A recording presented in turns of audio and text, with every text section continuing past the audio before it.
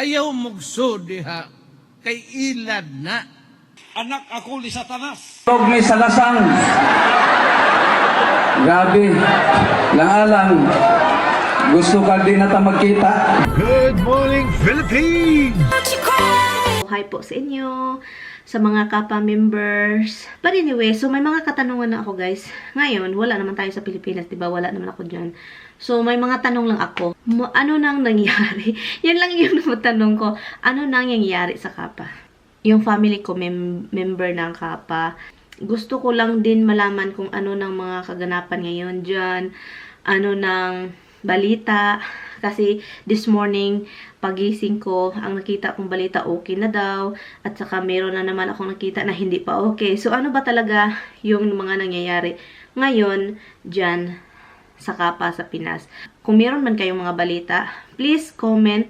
And please also yung mga OFW dyan, mag-pray na lang kayo. Mag-pray na lang tayo. Lalot na mga OFW na nagtatrabaho abroad. Mahirap kasi, hindi lang sa mga OFW, sa mga sa Pilipinas din yung mga naghihirap talaga, yung mga may mga karamdaman, may mga sakit, at saka umaasa lang talaga sa Kappa. So yun yung prayers lang talaga. Sana okay siya. Sana hindi na, kung sa Bisaya pa, hindi nagukdon yung Kappa sa mga sa gobyerno, kasi sa nakikita ko talaga lehitimo yun, sa akin lang, sa opinion ko lang lehitimo yung Kappa, pero hindi natin malaman, hindi talaga natin malaman kung anong mga magaganap in the future, 'di ba? Please comment down below guys kung meron kayong alam tungkol sa Kappa, kasi ang dami kong nakikita ngayon sa YouTube, sa Facebook, meron akong ipakita sa inyo. Okay, Tuo lang muna ako kay abogado ko, idyo kong presidente. Ug na ay tinuod pa na di porbida Ginoo. Ako na mo ingon, sige. Hasta ko mo apil na. Ayaw mugso diha kay ilad na. and also mga news sa mga TV, ang dami, at saka wala akong magagandang nakikita sa TV na nag-news talaga, puro may something talaga. So please let me know. And yun, gusto ko lang talagang malaman.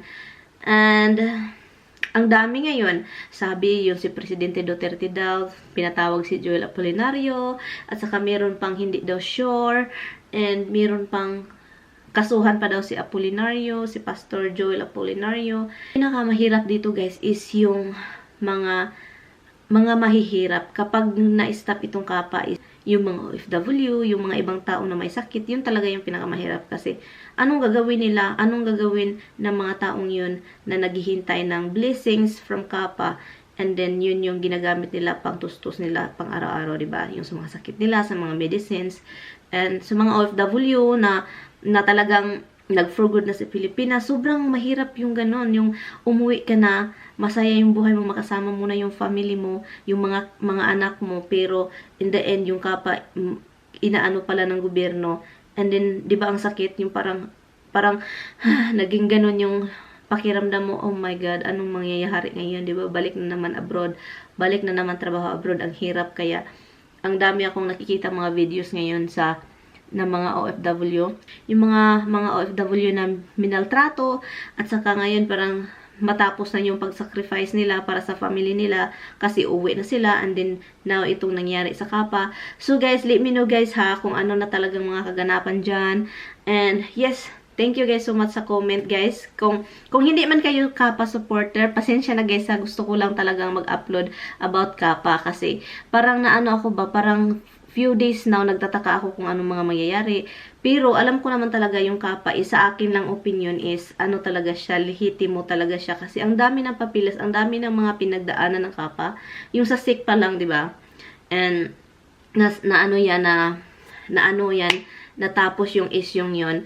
And ngayon, si Kibuloy na naman. And yung Kibuloy talaga yung tagiya sa earth. Siya yung talaga yung punot dulo ng mga ito. And yun, kasi best friend sila ni Pangulong Duterte, di ba? So yun, hindi si Pangulong Duterte, alam nyo, kahit ganun yun, kahit kilala naman natin siya, di ba, yung bunganga niya, ganun siya magsalita, pero yung puso talaga as in Pinoy, nasa mahirap talaga siya. So sana naintindihan talaga niya yung kung ano man yung mga hinanaing ng mga tao. Sana maantig yung puso niya ba? Sana ma-touch, sana mahikap yung kasing-kasing niya para sa para sa mga pobre. So, yun lang talaga. And nakikita ko sa Facebook lately is yung kay Kibuloy. Grabe, ako din ang dami kong sinesearch about Kibuloy. And yung mga, oh my God, hindi ko na dapat pa dito, pero meron akong i-insert. Okay, meron akong insert about Kibuloy. Hindi ko to alam. And nakita ko lang ito sa YouTube. At saka may friend ako na nagsisend nito sa akin. So yun, i-insert ko lang yung mga konting insert ko lang siya.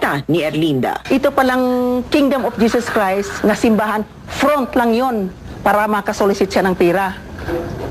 Ginamit niya ang mga members maghanap buhay para sa kanya, parang yumaman siya lalo. Hindi ko talaga inasang nga ganun si Kibuloy. Ngayon si Kibuloy, inaangkinan niya yung buong universe.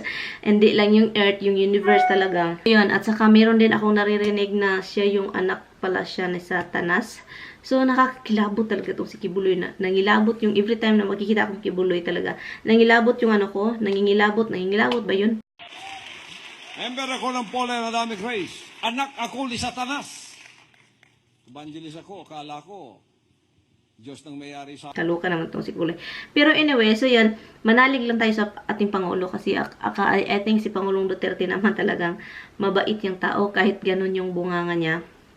Pero nakikita natin sa kanya is sobra siyang, di ba? Sobra siyang maka-Filipino at saka nasa mahirap talaga siya. As in, yung puso niya is nasa mahirap. But anyway guys, thank you guys so much for watching. Please leave me a comment guys as soon as possible kung meron kayong alam about Kappa. Yung mga real news ha, wag na yung mga old news na alam natin na yes, maraming ayaw ng gusto ng Kappa. Pero ang gusto ko ngayon, kung ano ng mga pangyayari, kung ano yung mga, kung meron mang may alam about sa Kappa ngayon, kung ano nang stand ng Kappa, kung i-stop ba talaga siya or i-stop na ni Pangulong Duterte. Kasi ang alam ko, yung Kappa is babalik siya after 10 days, after sa mga prayer rally nila, and then hindi ko alam talaga kung anong next. So, yun, thank you guys kasi wala tayo sa Pilipinas, diba? So, mahirap tayo mangalap ng ebidensya kasi itong sa YouTube, sa Facebook, ang daming mga fake news, ang daming hindi natin alam, may mga magandang news, mayroon namang mapangit na news. So, yun. Thank you guys. Please leave me a comment and I will see you guys in my next one. Bye! Short video lang po ito.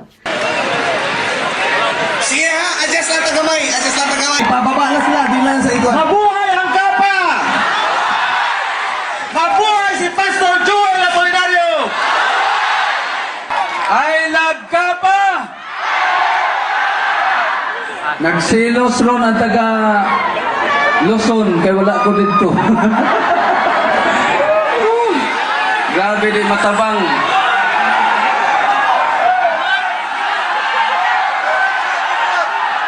Praise the Lord! Hallelujah! Daghang salamat sa inyong mga suporta. Daghang salamat sa inyong paghigugma sa Kappa. I love Kappa! Daghang salamat. Grabe di matabang. Mabuhay ang atong presidente! Mabuhay si Inday Sara! Daghang salamat. Di jud ko ambot unsay akong gibati. Nakatulog mi sa lasang. Grabe.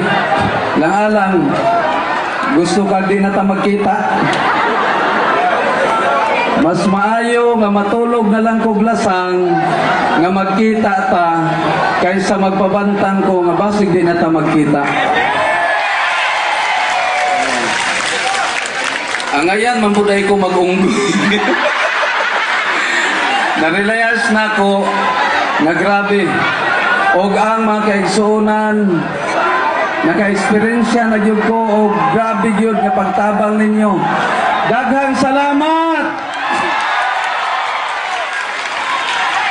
Daghang salamat sa inyong tanan. Di gyud matabang ang akong kalipay, dili na ako ma-drawing, dili na ako ma-express as easy as I express, no? Kay grabe di gyud matabang akong sa inyo lang daan usahay magakatkat kog kahoy. Muli ko gamay sa Facebook. Makita na nako nga grabe jud kadaghan ang atong mga membro. So sa dihang nakita pod sa atong presidente, naluoy siya nato. Daghan kay salamat, Pres. No.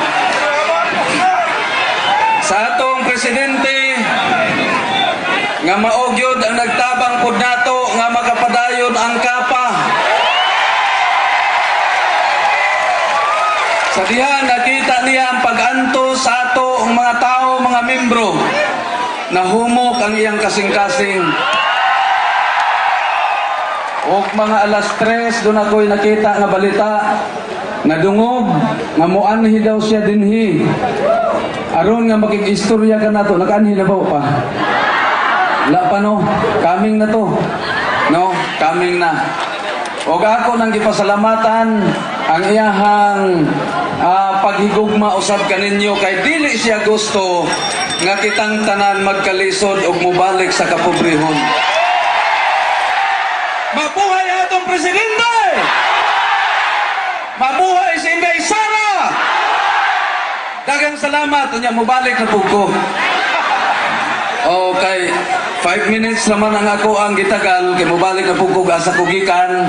Unya naa pa may hisgutan gyud nga nindot nga mga hisgutanan para nga at least nakita ko ninyo kay ang uban natong mga detractors baya kay grabe nagyaw-yaw nga tuan ako nukos gawas sa nasod. Wa siya kahibalo nga hapit na ko mahagbong slawaan. Dapat maluoy siya nato no. Pero sige lang, karon siguro atong nabatnan mga kaigsuonan ang kadaugan. So daghan kayong salamat nang hinaot ko nga ang inyong suporta magapadayon sa pagkainit. Daghan kayong salamat sa inyong pagsuporta o pagtabang sa kapa. Unya pagihan na po dayon mininyo. Kay kagaina hapit matusok akong ilong.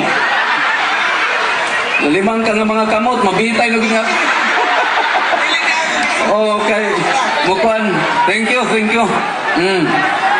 Grabe. Ako, grabe ang akong kagool. Kay unsa naman lay atong isweldo sa mga trabahante nato sa kining plantation, banana plantation. Unsa na may income sa hapit 2,000 ka mga mananagat. Sa tanan nga mga empleyado, unsa nagahay mahitabo. So, pinaagi sa iyang kaluoy nato, pinaagi sa kaluoy sa atong presidente, nahimo nga magapadayon ta. O, gigon man, atong dalaygon o daigon ang atong Dios. Praise the Lord! Hallelujah! If God is with us, who can be against us? Daghang salamat, maayong hapon kanatong tanan.